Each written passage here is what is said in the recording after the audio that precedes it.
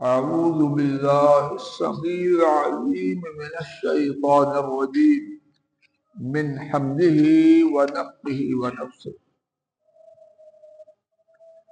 وإذ قال موسى لقومه يا قوم إنكم ظلمتم أنفسكم باتخاذكم العجل فتوبوا إلى بارئكم فاقتلوا أنفسكم ذلكم خير لكم عند بارئكم فتاب عليكم إنه هو التواب الرحيم۔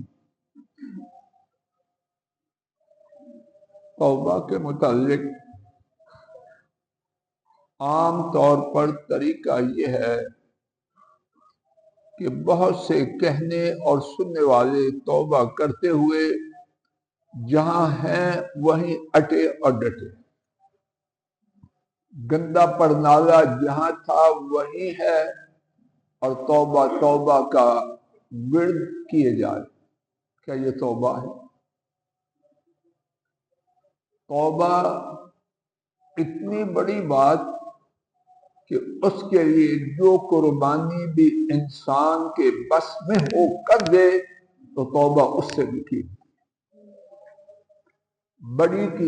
بڑی سے بڑی انسانی قربانی توبہ اس کے برابر نہیں، توبہ اس سے کہیں بڑی ہے۔ باہر جاؤ، توبہ اس سے کہیں بڑی ہے۔ آئیے میرے ساتھ 3 اللہ والوں کی باتیں سنیں کہ وہ توبہ کو کیا حیثیت دیتے تھے، اور صرف حیثیت ہی نہیں دیتے تھے، اس کے لیے انہوں نے کیا کچھ کیا۔ پہلا واقعہ ابتدا میں پہلا پارہ سورہ البقرہ آیت شریفہ 56، اس کی آیت شریفہ کی تلاوت کی گئی۔ میرے ساتھ اس کے معانی سماعت فرمائیے، پھر اس کے بارے میں مختصر سی تفسیر انشاءاللہ عرض کرنے کا ارادہ لے کے آیا۔ اللہ کریم نے سیدنا موسیٰ علیہ السلام کے بارے میں فرمایا وَإِذْ قَالَ مُوسَىٰ لِقَوْمِهِ، اور جب موسیٰ علیہ السلام نے اپنی قوم سے کہا، یا قوم، اے میری قوم، اِنَّكُمْ ظَلَمْتُمْ أَنفُسَكُمْ، یقیناً تم نے اپنی جانوں پر ظلم کیا ہے، بِاتِّخَاذِكُمُ الْعِجْلَ، بچھڑے کو بنا کے، یعنی بچھڑے کو معبود بنا کے۔ اب کیا کرو؟ فَتُوبُوا إِلَىٰ رَبِّكُمْ، اپنے رب کی جانب توبہ کرو۔ اور توبہ کے حصول کے لیے طریقہ کیا ہے؟ رب ذو جلال کا رسول ان کی وحی سے اپنے امت سے فرما رہے ہیں فَاقْتُلُوا أَنفُسَكُمْ، توبہ کے حاصل کرنے کے لیے اپنی جانوں کو قتل کرو۔ ایک توبہ ہے، ایک قتل ہے۔ ایک توبہ ہے، ایک قتل ہے۔ توجہ بھرپور فرمائیے، اللہ کرے کہ میں ناکارہ کچھ بات کو واضح کر پاؤں۔ اب ان دونوں میں سے زیادہ قیمتی چیز کون سی ہے؟ توبہ یا جان کو ختم کرنا؟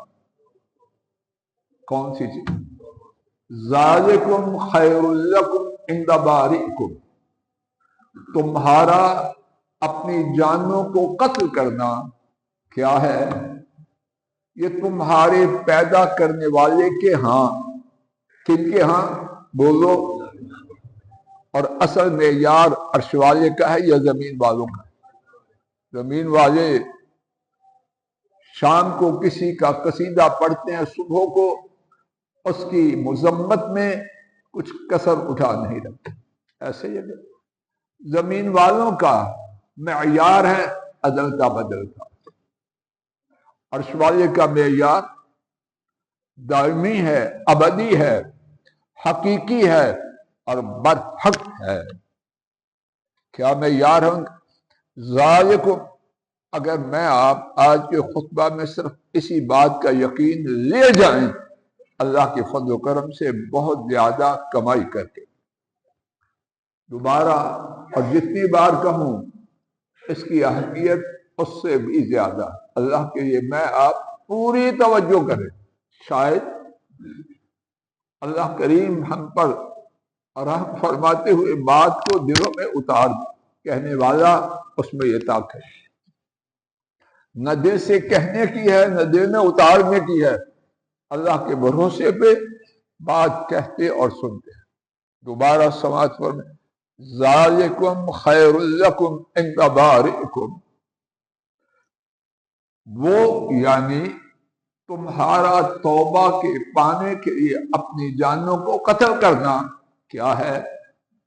تمہارے پیدا کرنے والے کے لیے۔ اللہ اکبر، کیا الفاظ شریفہ استعمال کیے، کس کے نزدیک؟ تیری جان تیری اماں نے بنائی، تیرے ابا نے بنائی، فروٹ مارکیٹ سے خرید کے لایا ہے یا گندم منڈی سے؟ کس نے دی ہے؟ جنہوں نے دی ہے ان کے ہاں کیا ہے؟ تمہارا اپنی جانوں کا قتل کرنا، یہ تمہارے توبہ کے پانے کے لیے، یہ تمہارے پیدا کرنے والے کے ہاں شاندار ہے۔ فتاب علیکم، جب تم توبہ کے پانے کے لیے اپنے آپ کو قتل کرو گے کیا ہوگا؟ فتاب علیکم، تمہارے پیدا کرنے والے جن کا یہ حکم ہے، جن کی اس وقت یہ شریعت تھی، کیا کریں گے؟ تمہاری توبہ کو قبول کر لیں۔ انہ هو التواب الرحیم، ان کا یہ ایک ضمنی بات کا جواب ہے۔ کیوں توبہ قبول کریں گے؟ انہ هو التواب الرحیم، یقیناً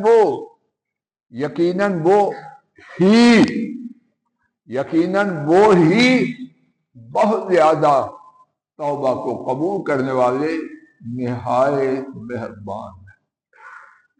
اس آیت شریفہ سے اپنے موضوع کے متعلق کیا نتیجہ لے کے جا رہے ہیں کہ جان کا قتل کرنا،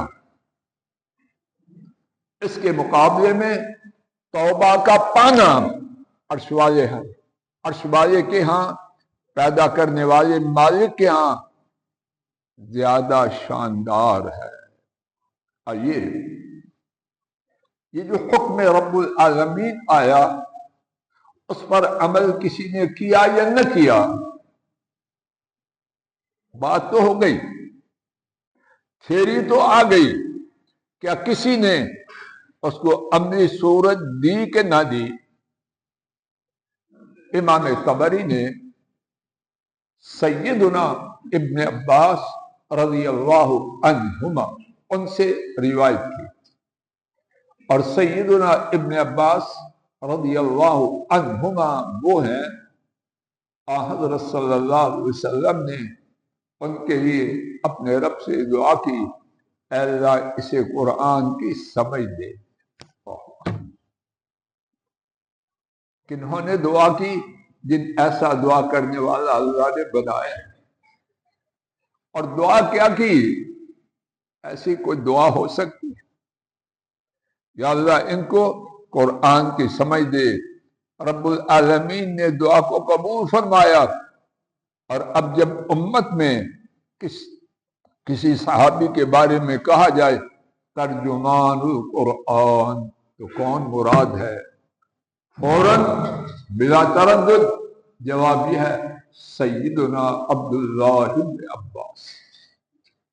انہوں نے اس آیت کریمہ کی تفسیر میں روایت کی، اور امام طبری نے اسے اپنی کتاب تفسیر ابن جریر الطبری میں نقل کیا، اور محقق انہوں نے لکھا کہ یہ روایت اس کی سند درست ہے، اچھی بات، اب کیا ہے روایت؟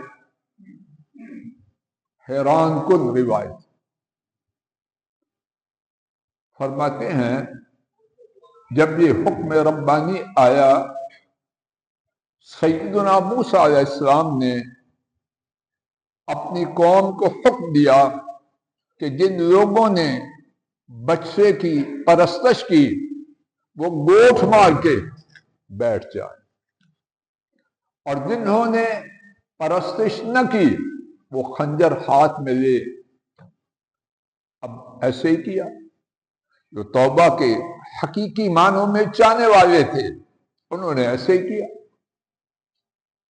جب آدمی کے دل میں طرف ہو تو قربانی کرے گا کہ نہ کرے گا، اور اگر وہ مکار پرے بھی اچھا جی کھجلی اس کو ہو جائے، سر میں کھجلنا شروع کر دے.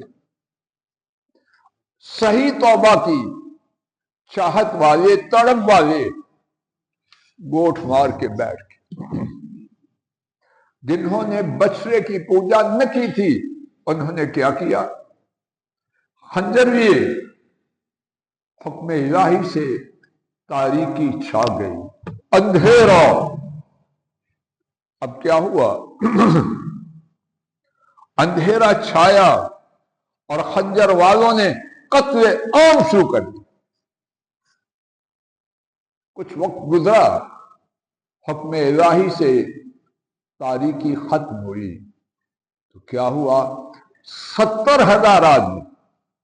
سیدنا ابن عباس رضی اللہ عنہما بیان کرتے ہیں 70,000 آدمی قتل ہو چکے. اور نتیجہ کیا ہوا؟ اللہ نے جو قتل ہوئے، جو قتل کیے گئے اور جنہوں نے قتل کیا سب کی توبہ کو قبول فرمایا. اب میں کہنے والا نہ کہہ رہا، اور سننے والے حضرات و خواتین ہمیشہ کے لیے سبق لے کے جائیں. انہوں نے توبہ کے پانے کے لیے کتنے لوگوں کی قربانی. یاد کر لیجیے فگر 70,000 کی. اور عرش والے رب نے اس کے بارے میں جو فیصلہ ان کی جانب سے سیدنا موسیٰ علیہ السلام نے سنایا وہ کیا تھا؟ ذالکم خیر لکم عند بارئکم.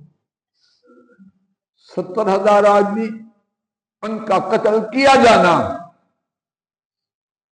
یہ توبہ کے پانے کے لیے زیادہ دام ہے، یہ چھوٹا دام. توبہ کا سودا 70,000 آدمیوں کے خون سے زیادہ قیمتی ہے. کیا فضل الہی نے اور سننے والے حضرات و خواتین نے اس عقیدہ کو اپنے سینوں میں داخل کیا؟ اللہ معاف کرے، اللہ معاف کرے، اللہ معاف کرے. اور زیادہ چاہا تو 100 دانے کی تسبیح پھیر. کوئی بہت زیادہ شوق والا ہوا تو 500 دانے کی تسبیح ہے. 500 نہیں، 50,000 دفعہ بھی زبان سے توبہ توبہ کریں. گندا پڑنالا وہی رکھیں. اب نتیجہ آپ خود اس کو بولیں. آئیے دوسرا واقعہ، اور وہ بھی قرآن کریم کے حوالے سے. 19واں پارہ سورہ الشعراء، آیات شریفہ 46 تا 51. سورہ الشعراء 19واں پارہ آیات شریفہ 46 تا 51. مفصل واقعہ، لیکن ہم اپنے موضوع سے متعلق بات اختصار سے اللہ کی توفیق سے سمجھنے سمجھانے کی عاجزانہ کوشش کرتے ہیں. اللہ کرے کہ سمجھے بھی اور اللہ ہمارے دلوں میں بھی اتار. سیدنا موسیٰ علیہ السلام کے ساتھ فرعون کے جادوگروں کا مقابلہ. انہوں نے اپنے جادو کے کرتب ان کو پیش کیا۔ سیدنا موسیٰ علیہ السلام نے معجزہ ربانی عصا چھڑی وہ پھینکی، جادوگروں کا سارا جادو ختم۔ وہ چھڑی ایسا اژدہا بنی، سب چھڑیاں ان کو کھا گئی۔ ایکسپرٹس، ماہرین اپنے فن کو دوسروں سے زیادہ سمجھ۔ اللہ پاک کے فضل و کرم سے ان جادوگروں نے جو فرعون کے مقربین بننے کے لیے اپنے کرتب دکھانے کے لیے آئے تھے، جب دیکھا کیا ہو رہا ہے تو سمجھ گئے یہ بات جادوگری کی نہیں، یہ عرش والے رب کی۔ اب کیا ہوا؟ اللہ کریم نے اس کا تذکرہ قرآن پاک میں ایک سے زیادہ مقامات پر فرمایا۔ ایک مقام جو اس وقت ہمارے پیش نظر ہے، سورہ الشعراء آیت شریفہ 46، فَأُلْقِيَ السَّحَرَةُ سَاجِدِينَ، جادوگر سجدہ ریز ہو گئے۔ فَأُلْقِيَ، کیا کچھ ہے الفاظ شریفہ، لیکن اختصار سے چلتے ہیں۔ جادوگر ان کے اعصاب ان کے قابو بگڑ گئے۔ قدرت الہی دیکھ کر اللہ پاک نے یہ نہیں فرمایا انہوں نے سجدہ کیا۔ توجہ فرمائیے، شاید کچھ بات واضح ہو پائے۔ اللہ کی توفیق۔ اللہ کریم نے یہ نہیں فرمایا جادوگروں نے سجدہ کیا، فَأُلْقِيَ السَّحَرَةُ سَاجِدِينَ، جادوگر سجدہ میں گر گئے حکم الہی سے۔ پیسو وائس فعل مبنی، فَقَالُوا آمَنَّا بِرَبِّ الْعَالَمِينَ، نہ جسم پہ قابو رہا نہ زبان پہ قابو رہا۔ جسم سجدہ میں، زبان آمنا برب العالمین، ہم رب العالمین کے ساتھ ایمان ہے۔ کون تھا وہاں؟ فرعون تھا۔ میدان مقابلہ میں فرعون، اس کے سرداران، اس کے درباری، کون تھا؟ اللہ ہی جانے، بہت بڑا مجمع۔ رب موسیٰ و ہارون، رب العالمین کون؟ موسیٰ اور ہارون کا رب۔ فرعون نے کہا آمنتم لہ قبل ان آذن لکم، تم اس کے ساتھ یعنی موسیٰ علیہ السلام کے ساتھ ایمان لائے ہو میرے اجازت دینے سے پہلے۔ بدبخت حکمران جسمانی غلامی پر اکتفا نہیں کرتے، چاہتے ہیں عقیدہ وہ بھی ان کی مرضی کا۔ آمنتم لہ قبل ان آذن لکم، تم اس پر کیا ایمان لائے ہو میرے اجازت دینے سے پہلے۔ انہ لکبیرکم الذی علمکم السحر، یقیناً تمہارا گرو ہے، تمہاری پہلے سے ساز باز، یقیناً تمہارا گرو ہے جس نے تمہیں جادو کو سکھلایا۔ فَلَسَوْفَ تَعْلَمُونَ، سو ان قریب یقیناً تمہیں خبر ہو جائے گی۔ اب کیا کہا؟ لَأُقَطِّعَنَّ أَيْدِيَكُمْ وَأَرْجُلَكُمْ مِنْ خِلَافٍ وَلَأُصَلِّبَنَّكُمْ أَجْمَعِينَ، یقیناً میں تمہارے ہاتھوں کے اور تمہارے قدموں کو مخالف سمت سے ٹکڑے ٹکڑے کر دوں۔ یہ ٹکڑے کر دوں گا نہیں، ٹکڑے ٹکڑے کر دوں گا، اور ایسا ضرور کروں گا۔ کون دھمکی دے رہا؟ فرعون، شیر خوار بچوں کو ذبح کرنے والا، اس کی دھمکی صرف زبانی ہوگی یا عملی ہوگی؟ خونخوار تاریخ والا، سفاک، بے رحم، سم دل۔ کائنات نے ایسا بدبخت کو دیکھا ہوگا جو شیرخوار بچوں کو ذبح کرے، اور اللہ جانے کتنی تعداد وہ دھمکی دے رہا، لَأُقَطِّعَنَّ أَيْدِيَكُمْ وَأَرْجُلَكُمْ مِنْ خِلَافٍ، یقیناً میں تمہارے ہاتھوں کو اور قدموں کو مخالف سمت سے ضرور ٹکڑے ٹکڑے کر، بس نہیں، وَلَأُصَلِّبَنَّكُمْ أَجْمَعِينَ، اور یقیناً میں تمہیں ضرور سارے کے ساروں کو سولی پہ لٹکا دوں۔ بدبخت اگر ہاتھ اور قدم کاٹے اور اچھی طرح کاٹے، سولی پر لٹکانے کی کوئی حاجت رہ جاتی ہے، لیکن نہیں، اپنے غیظ و غضب، اپنی وحشیت، بربریت، اس کا خوب بدترین اظہار کر رہا۔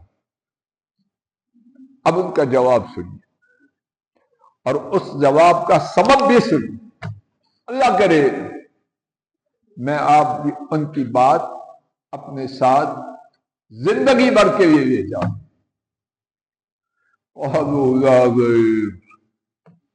انہوں نے کہا کوئی نقصان نہیں، یہ نقصان